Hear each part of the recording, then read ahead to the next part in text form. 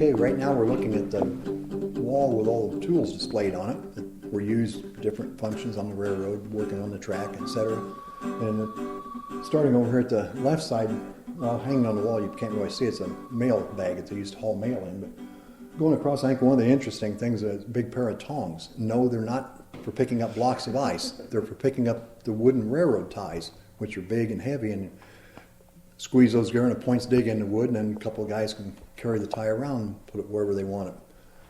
And then if you move right next to it, that hammer with a long skinny head, that's to drive spikes into the wooden ties they used to use. Of course, now through Chatham we got concrete ties which don't have any spikes in them. And then the long rod painted red, interesting tool is a track gauge.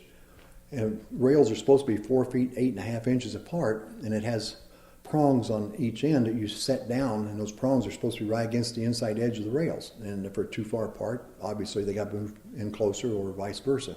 Too far apart, the train's going to just fall in between them and you'll have a wreck. And angled there at the lower part, that's just an oil can that they use to oil on the old steam engines. One thing I almost forgot, an interesting tool, see that big wrench hanging up there? Yes.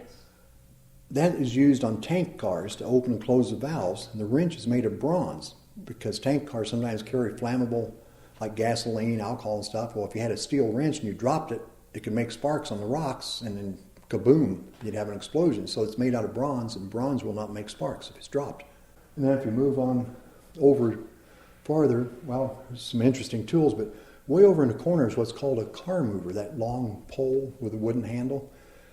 Doesn't look like it, but you can actually move a railroad car with that. You'd slide that metal end on the rail, slide it in under the wheel, and then just start pulling down on the handle real hard, and you could get the car to start moving and just keep sliding the tool along between the rail and the wheel and keep pulling down on it, and one person can move a rail car, which is kind of amazing, but I've seen it done, and it can be done. Yeah, amazing. It's just a display of a variety of tools up there, and I think those are probably the more interesting ones.